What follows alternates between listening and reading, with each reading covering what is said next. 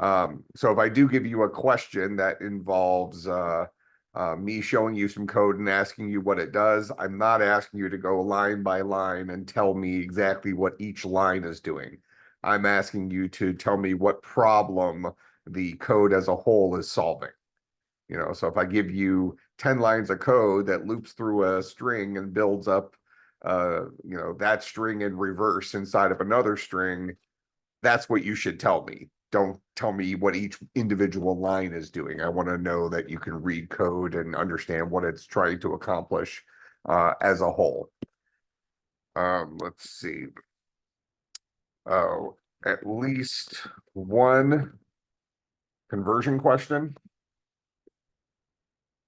So that is convert from one numeric base to another, or from a size to another size. So for example, convert 224 octal to hex or something like that, or convert 1.28 terabytes to kilobits, small b, something like that. So you should know that whole 1024 multiplier. And then when you switch columns from bits to bytes, it's a multiplier by 8. Or if you're going from bits to bytes, you divide by 8. From bytes to bits, you multiply by 8, since there's 8 bits in 1 byte. All right, so you should understand that. We did not have one of those in the midterm because I forgot. So I plan on not forgetting this time. That's a overarching computer science skill set that all of you should have for problem solving. Let's see. And then the rest of the questions would just be kind of short answer type stuff. The time limit on the exam, I'll probably set it something like 3 hours. But I'm going to design the exam to take about an hour. So it'll be very similar in length to like the midterm, but there shouldn't be a time pressure for it. I'll have the exam up by Monday morning on Blackboard. It might even be up Sunday night, but I'll promise by Monday morning. And then I just need it in by midnight on Friday. You do have to do it all in one sitting. And then, so make sure you set aside, if you want to give yourself plenty of time, set aside 3 hours. I don't anticipate it taking you that long, but it's your time if you want it. My intention is to not make the exam a time stress based thing. I want you to show me what you've learned how to do. Closed book, closed note. So I don't want you using the internet. I don't want you to use your past homework assignments or whatever. I want to see what you're capable of doing on your own. So the expectation will be with some of the programming questions and stuff that there might be some syntax errors, if you forgot a semicolon here and there, that kind of stuff. I'm not going to take off for little things like that. I'm mostly looking for competence. Do you largely know what you're doing? It's pretty clear. I've said this before, but when I look at somebody writing code, it's pretty clear to see, does this person mostly know what they're doing, or does this person not know what they're doing at all? There's typically not a whole lot of room there in the middle. So, somebody who mostly knows what they're doing is somebody who writes some code. Sure, it has some errors, but they look at the error messages and can fix their code and get it working. Something like that. Somebody who doesn't know what they're doing randomly writes code or copies stuff in. So that's one thing I've seen on past exams that, is not going to earn you points. It's when I ask one question and you have no idea how to answer it. So instead, I think students try to pass it off as them memorizing it, but realistically, they opened up one of their old programs or something like that and just copied a function in that has nothing to do what I'm asking you to do, in hopes of some partial credit or something like that. So understand it's pretty easy for a teacher to look at your code and get an idea of whether you knew what was going on or not. A couple of things to pay close attention to. on the exam is when I ask you to write like a function, or I ask you to write a class, something like that. Make sure you pay close attention to the specifics of what I'm asking you to do. If I ask you to write a function that takes some number of parameters, does something to them, and then returns a result, then you should have a function that has a return type, not void.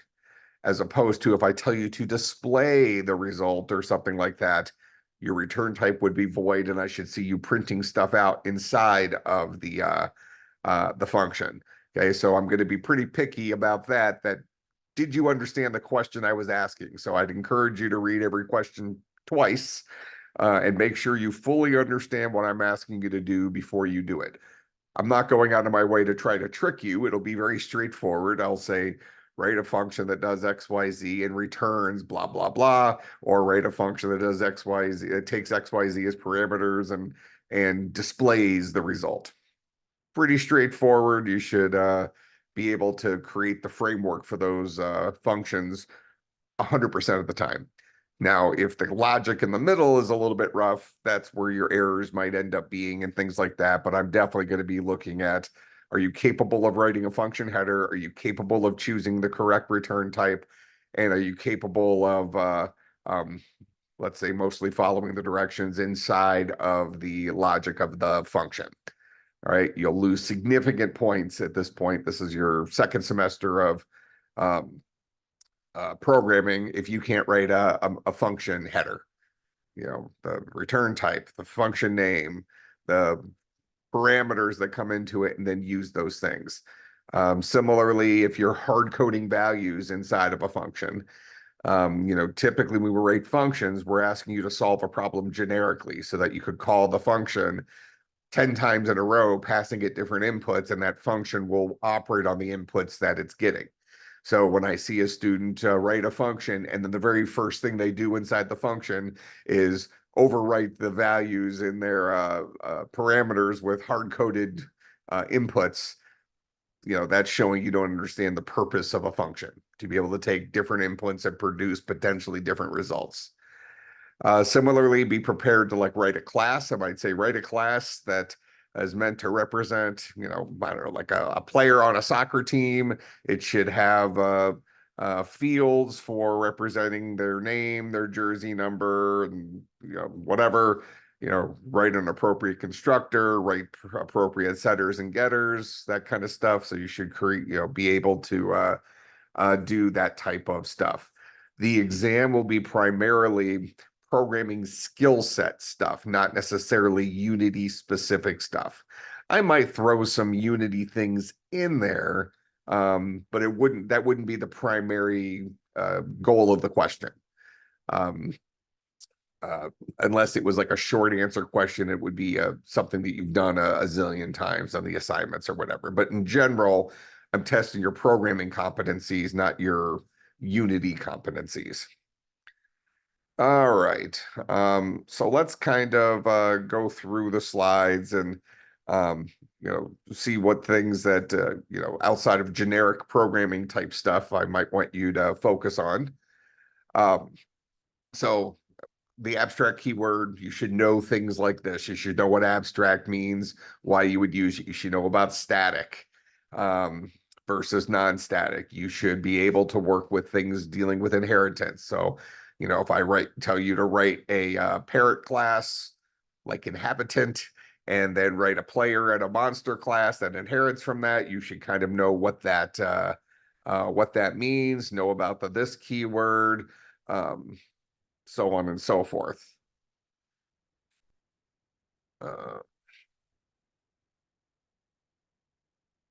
So this is kind of that inheritance model type thing where, you know, in our game, we had this thing called armor pellet,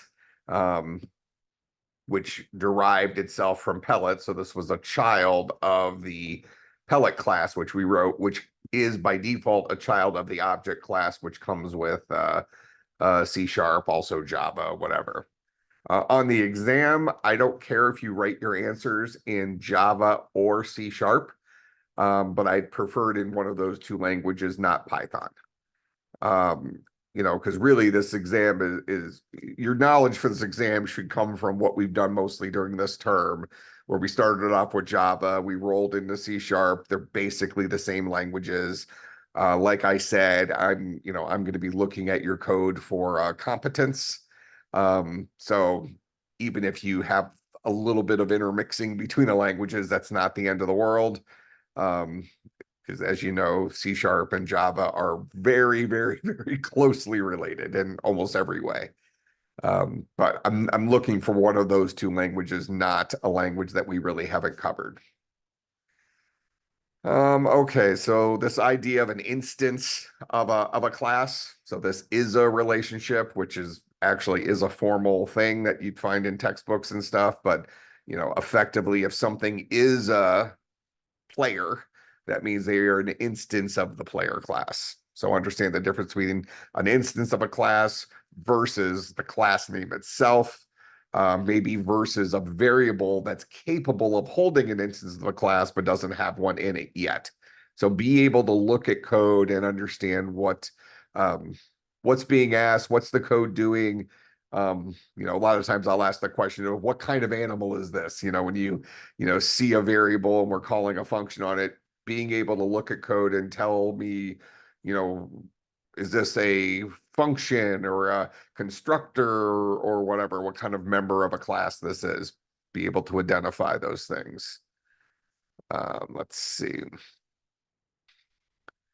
Um, the is operator would be fair game. I probably, um, well, I say I probably wouldn't ask a question on it. It's just a Boolean operator. It's possible I would. Like here's an example. I could say if we have uh, an instance of a class like P, I can say, is P actually an armor pellet? That kind of thing. So call that 50-50. I'm not promising that would be on the test, but you should be able to work with Boolean expressions anyways. You should know what a Boolean expression is. The exam is cumulative in that it is reliant on what you've learned about programming previously. But the focus will be on probably a little bit more complex problem solving than you had previously. Not, I would say that the programming questions I ask you on the exam likely will not be as complex as what you might have had to do in some of the homework assignments, because with homework assignments you have 2 days to work on them, as opposed to me thinking you should be spending 10 minutes or so answering a question on the exam. So I do like questions dealing with manipulating strings, which are a homework assignment today. Kind of got you hopefully back into the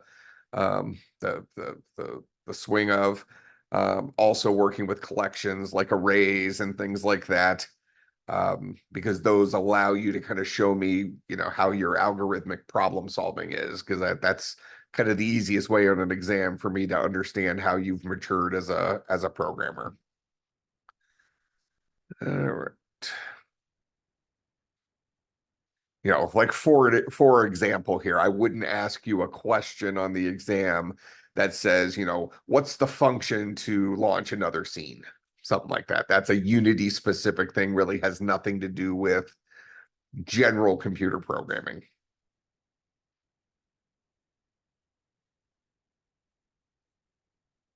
There could be something on there with file IO. I probably wouldn't have you write code specifically to do file IO.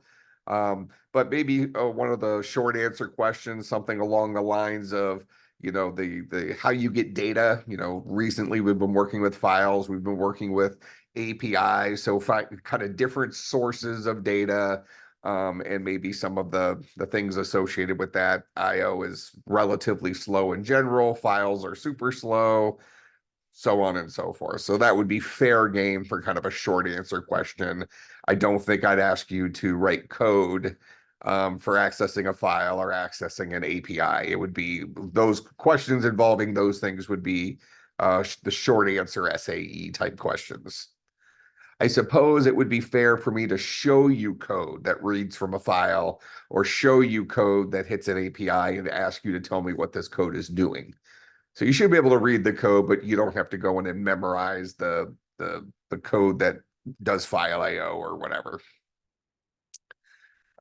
Similar vein, this whole idea of places to store data, places to read data from. So databases were kind of in that conversation. These are all the short answer E type stuff, not programming stuff. So yeah, like things from these slides, these would be short answer E type stuff.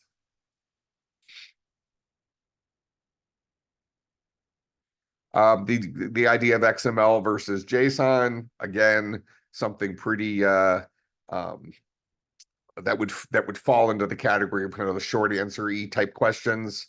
Um, uh, Similarly to us talking about serializing versus marshaling. So we've been recently working with our classes in C# that are serializable. That's to make them compatible with the way C# handles JSON. I wouldn't ask you to write code for that. But you should understand that XML and JSON are, kind of data representation languages that allow us to represent structured data, like things that belong in a class or something like we've been seeing recently with JSON. Knowing what APIs are, things like that. Again, these would be short answer questions. I probably wouldn't ask you a programming question that says, given this endpoint and JSON that looks like this, create the computer program that does something with that data or whatever. If I did that, I would give you given information that you're already getting some data to you in the form of a string or the form of an array of things. So you wouldn't actually have to do the JSON part. That would just be back to that idea of manipulating strings or manipulating collections of things. So like for example, if I gave you a collection of bowlers, so let's say we had a class called bowlers, and a bowler had a name and had a bowling average. And I gave you an array of bowlers and asked you to tell me what the average is of all the bowlers, the average bowling average of all the bowlers. You should be able to loop through that collection of bowlers, get each bowling average of each bowler, add them all up and divide it by the number of bowlers there were. And that's what you should be outputting is their average bowling average. Working with collections like that, but with a little bit more complexity where your collection is a collection of instances of something. So you need to be able to understand that idea of when you get bucket 5 from your array, the thing that lives there is an instance of a bowler. So then you need to then further go into that and ask that instance of bowler, what's your average? Get bowling average or something like that. A high level question, again, not programming, but the idea of RESTful APIs, how they relate to HTTP. I really can't emphasize enough how important what we've done in the last week and a half, 2 weeks is in terms of what you'll actually be doing largely in your careers. I would say you're going to spend quite a bit of time when you go out and become a professional developer talking to APIs and using the data you're getting from those. So hopefully you've seen some value in us creating these tools and how generic it is and how RESTful APIs have really given us a strong standard. So serializing versus marshaling. Serializing is taking an object and convert it into something that we can send to an API, probably in JSON format. As we've seen in C#, serializing is built into the language. We'll see that again here in a little bit today when we go over the homework. Um, Marshalling is also built into it where it undoes that and pulls things back into objects.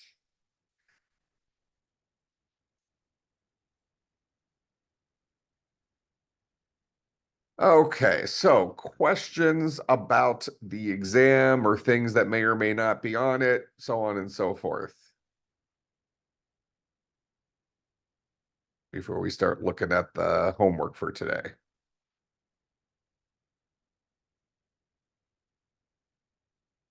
Nothing? Okay, so Homework for today, I think I wrote it in a text document or something like that. Was this the, that might have been one of my test things. Okay, so the idea behind the assignment today was really to kind of show you an example of how you can now use your programming skill set. All of you are intermediate programmers or better at this point. That's where you should be. So now it's a matter of, well, can I use my programming skill set now to do some things that might otherwise be tedious, to automate tasks that are part of your daily life. You already have some tools like Excel and things like that that you might use to make certain jobs easier, but these are the type of things that you might do. We saw last class when we created our crypto class that we had to by hand put all this stuff in there and then build our constructor with all the different inputs and then do this stuff here to hook them all up. None of this is hard, but it's very tedious. And we can say to ourselves, okay, well, if I only had to do this once ever, maybe I wouldn't write a computer program that automates some of this for me.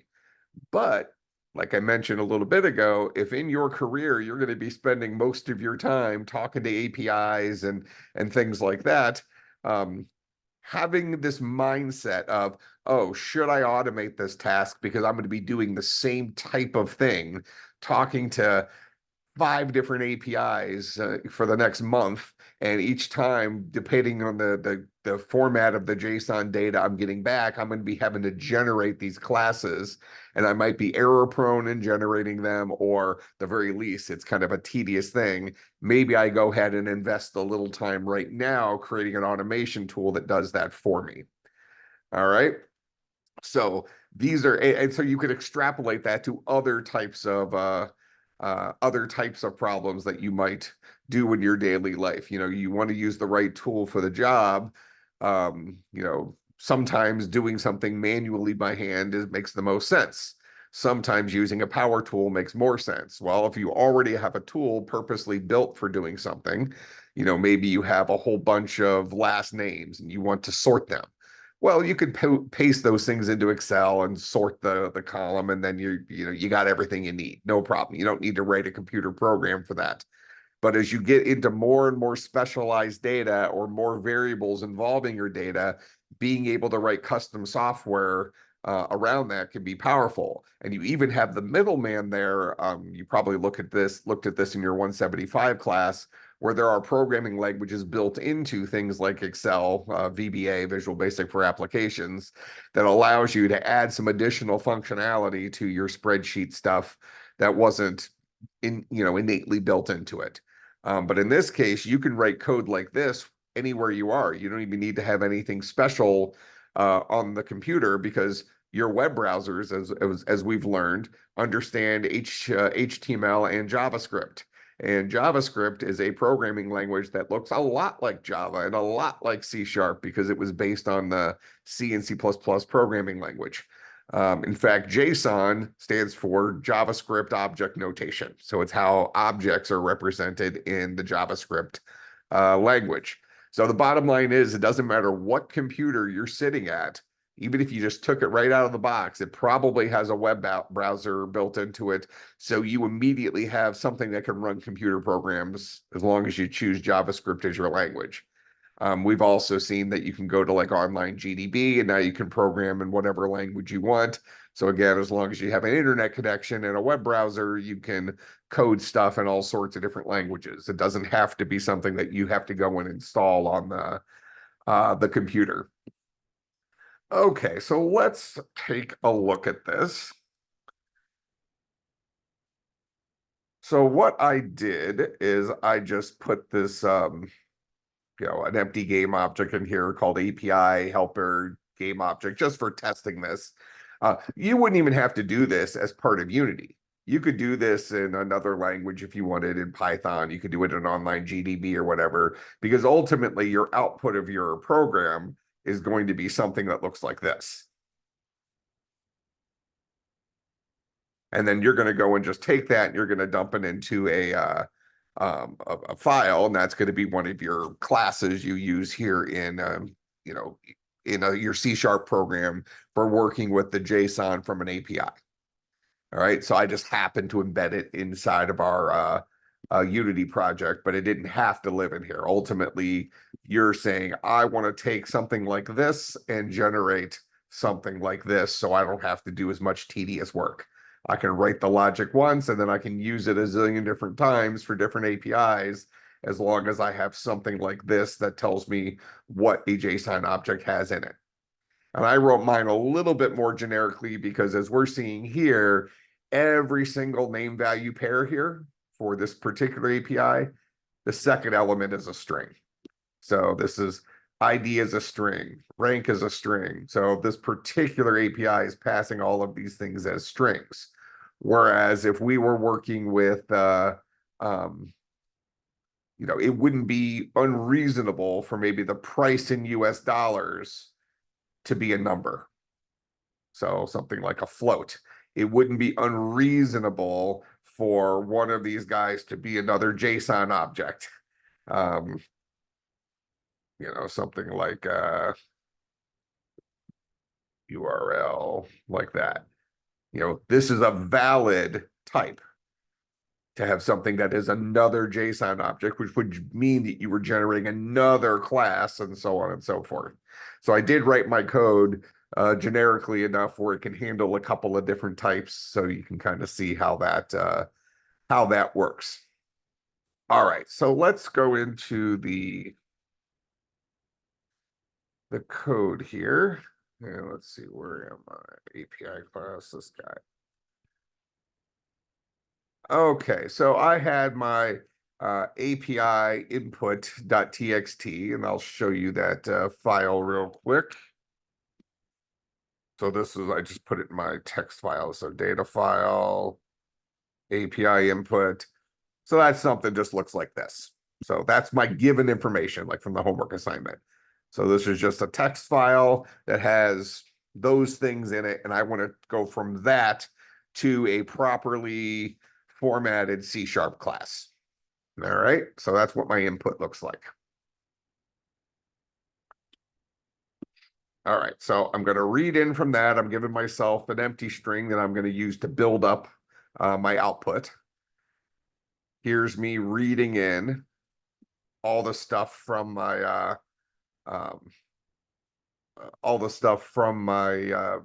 API data. So this read API data ultimately is going to return a string, and the string it's going to return is all of this as a single string. Okay, so that's going to be a whole bunch of things that look like this, separated by commas, where each of these things is separated by a colon. All right, so this is a classic classic string manipulation problem. All right, so the very first thing I do inside of start here is I get the string version of my data file. So this is going to be this stuff as a string. So everything you see right here will be stored inside this variable called file text. All right, now I'm going to start splitting this thing up. So I'm going to take that string, I'm going to split it on commas. So if I take this string and I split it on commas, what I'm going to do is I'm going to get a string array containing 12 strings.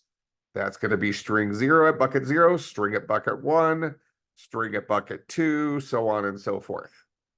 All right, so the first thing I'll do is I'll split this up on commas, so I have all of my name value pairs as strings.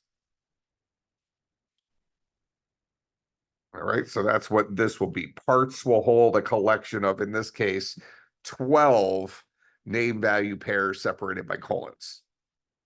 All right, so now I'm going to start building my output, my answer.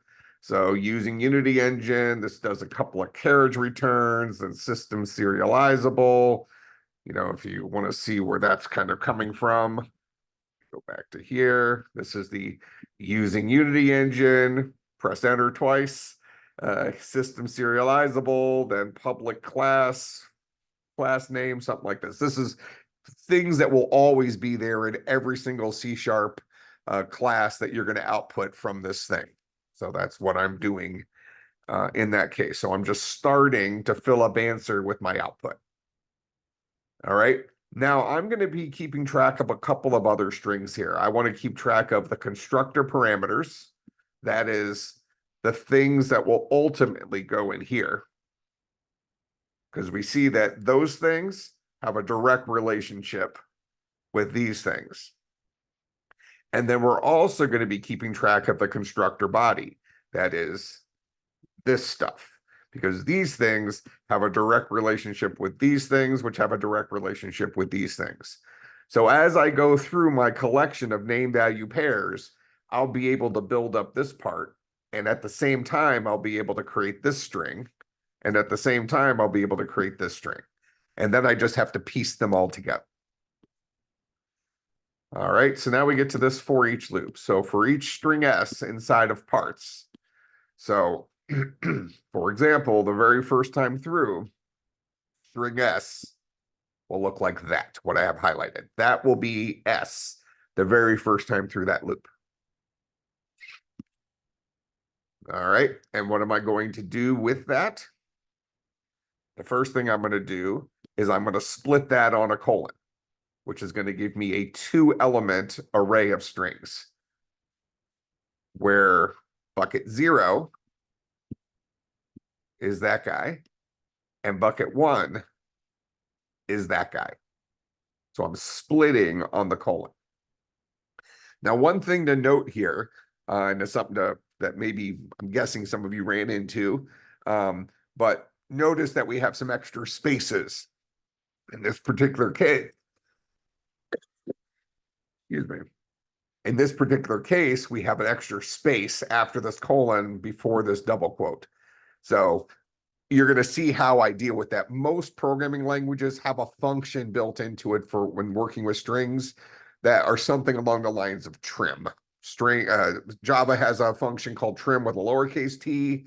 As you might guess, C# uses an uppercase T for trim. They tend to bounce back and forth between capitalizations between those languages. Otherwise, a lot of the things are true. I think in Python, the language is called strip. There might be actually, Python tends to have a lot of functions that do similar things, but there are functions that are used to remove leading white space or trailing white space from a string, so you can quickly get it to the point where you're only dealing with the actual data you want to work with. All right. But in this particular case, when I have my variable called pair, this guy right here, he's the result of taking my string S and splitting it on the colon. In this case, string S is this guy right here. When I split it on a colon, what's before the colon is that guy. What's after the colon, so he happens to not have any extra spaces on it, but if I had a space there, then bucket 0 would look like this. And bucket 1 would look like this with that extra space. So we'll need to deal with that space. All right, right here. So that's my array holding those 2 elements. So the first thing I want to do is I want to get the variable name. That is, I want to get that piece right there, the ID, because that's going to be the name of one of my variables. So the variable name is, I'll get bucket 0 from that array. And remember, bucket 0 in that array is this dude right here. And what do I want to do with that? Well, I'm going to trim it to get any extra white space from either side. In this particular case, there wasn't any extra white space, but I'm going to do this anyways just for consistency, because if you're going to use this code to be able to work with multiple APIs, you never know. Some of the documentation might give you an extra space in there just for formatting, and this will just always deal with it. So if you trim a string that doesn't have any extra space, you're going to be left with your original string, no problem. Then I'm going to take a substring. So I'm going to say, give me everything starting at bucket 1, going all the way to the length -2. What's that? And why am I saying length -2? That's inclusive. Length -1 is the last legal bucket. Length -2 would be the thing right before this double quote. So what this is going to do is going to get me just that piece, because I don't want the double quotes as part of my variable name. So I'm getting the substring of this entire string of bucket 1 all the way through and including bucket length -2. So that'll get me just that string right there called ID. All right, so that'll be my variable name. First time through, var name will be equal to ID. Now, this is where I said I wrote mine to be a little bit generic. So I'm asking myself what kind of value this is. And JSON also supports floats, so you could make this a little bit bigger than this if you wanted to. But I have 3 different types of things I might be seeing. I might see something that is a string, so I might see a double quote. So if I look at the pair at bucket 1, remember bucket 1 is that guy, this particular loop through the for loop. So if I look at that guy and I say when I trim it, so I get that extra space off of there. So now I'm actually looking at just this guy with that space no longer part of it. And I look at bucket 0 of that. Bucket 0 of that will be that guy. So I'm looking for that very first character of the value to help me determine what kind of value I'm looking at. If that guy is a double quote, I'm going to be dealing with a string. If it's a opening curly brace, that means it's another JSON object. So I'm not going to dive into that next object yet, but I'm going to generate a my C# class with, I just call it another object type. That'll kind of let me know that I need to go and get whatever that object type is and run my program again with that dude's list of name value pairs to get that C# class. Otherwise, if it's not a double quote and it's not an opening curly brace, it must be a number. Okay, and we'll work with just ints for that. You can actually go a little deeper and look at what kind of value that number is, whether it's an int or a float, but whatever. All right. So in our particular case here, so it was fine if you did all yours like this, because in our particular case here, we can at a glance see that all of the values are strings. So I don't need to treat it special if I don't want to. But if you wanted to write the code to be extra generic, so you can quickly throw it over to work with a different API or a different list of name value pairs, you wouldn't have to make any changes. I do this stuff. All right. But for us here, we're always going to get inside this if statement because every single one of our values starts with a double quote. So what am I going to tack on to my answer? Remember, answer is kind of this string I'm building up, which will be the contents of my my output. So, this is using Unity Engine, press enter a couple times, system serializable, press enter, public class, and then I just put in a placeholder class name here. So once you get your output, you can go in and fill in what you want that class name to be, followed by an opening curly brace. Well, press enter, opening curly brace, press enter. So this is what answer currently is. Now I'm going to tack on to answer. \T is a tab. This isn't critical. This just makes it look prettier. But this will be like pressing tab on your keyboard. So it'll indent those things. That is to say, it will do that piece. It'll indent. So then I'll say public string. It's public because that's what serializable data needs to be in C#. The type is a string because I'm looking at a variable type of string. And then I'll tack on, then a space, then I'll tack on the variable name, a semicolon, and press enter. So each time through this loop, what this guy is doing is it's building up this right here. All right. But now notice at the same time, I'm also building up my constructor params. That is string. So this started off as an empty string here. So this is going to be string followed by the variable name. Well, string followed by a space, followed by the variable name, followed by a comma. That's that guy right there. And I'll keep building that up each time through the loop. I add a little bit more to it each time through the loop, add a little bit more to it, so on and so forth. I'm not putting that onto my answer yet, though.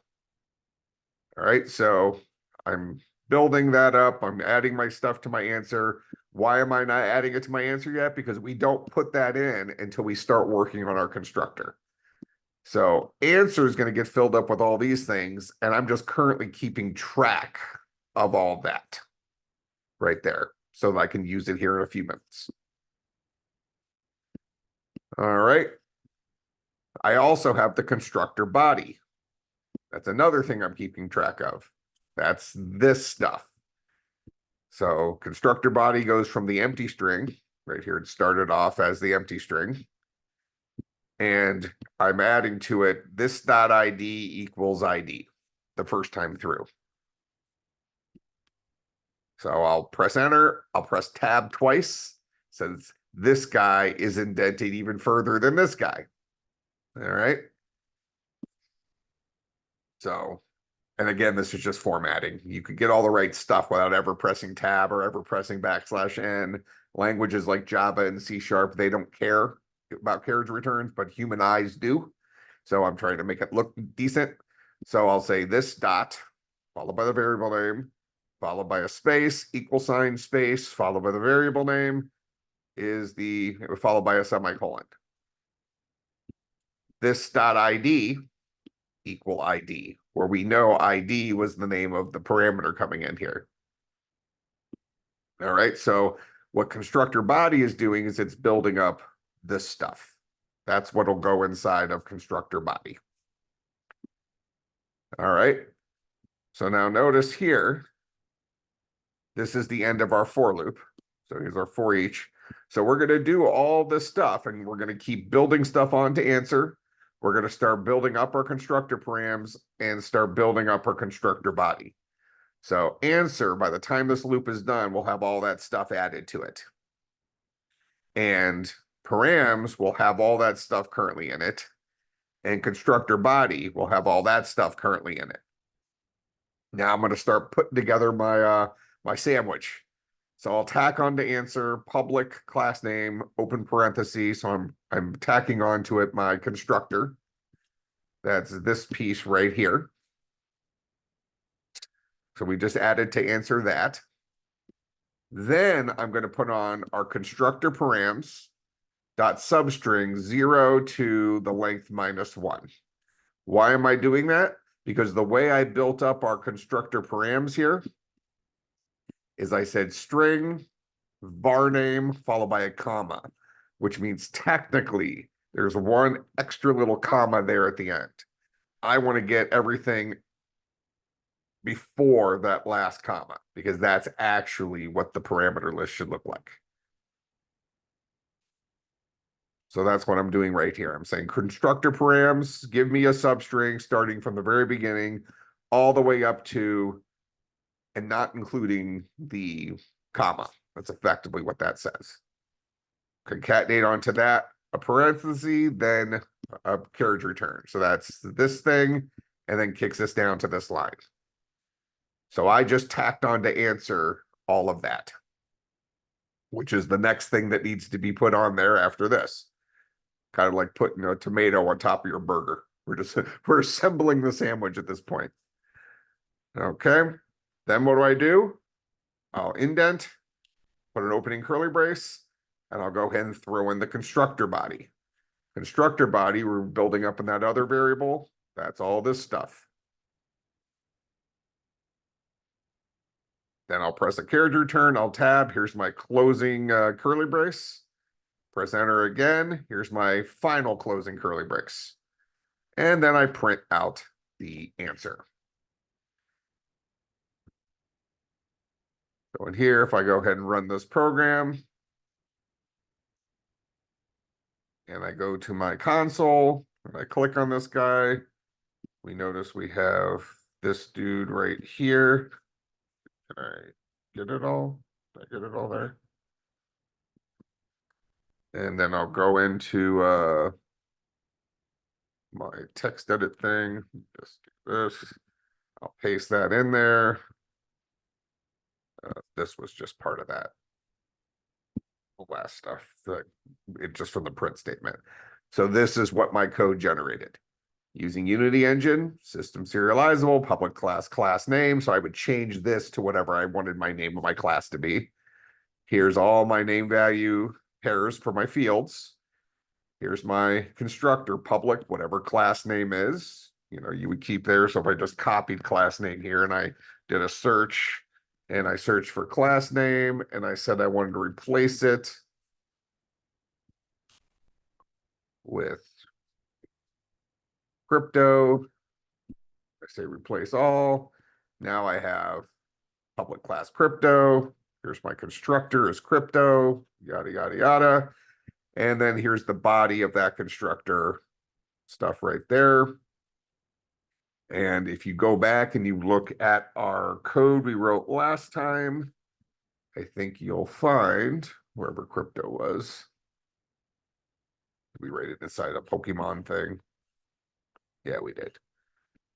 I think you'll find that it looks extremely similar to this. Remember, these guys right here are just comments. So we basically just generated this entire class from this input. All right, so hopefully that gives you a view of some of the things you can now use your computer programming skill to accomplish, because you will run into problems that where you now, as you have this superpower as a programmer, you can leverage this to pull off stuff. All right, so questions about any of that stuff? Hopefully you found the API stuff helpful here at the end. So questions, comments, concerns, bribes. Okie dokie. Well, so, I might see well, I probably won't see any of you at graduation, but never know. Some of you are in other majors and you might be graduating. But in any case, the next time you'll probably have me as a professor is when you're seniors and you take the capstone course. Or if you're one of our CS Scholar students and you start taking grad classes, I teach a lot of grad classes. So I'm primarily in our grad program, but I teach the first coding classes. Hopefully you got a lot out of the class, and I will see you when I see you. And remember, the exam will be up by Monday morning, and you have to do it all in one sitting, but you can decide when is the best time for you to do it. It'll be on Blackboard. I just need you to have it submitted by midnight Friday so I can grade it over the weekend. All right. I will see everybody later. Have a good summer, Professor. Yep. Take care. Pilot man. I'll be looking for your bribe ahead of the exam.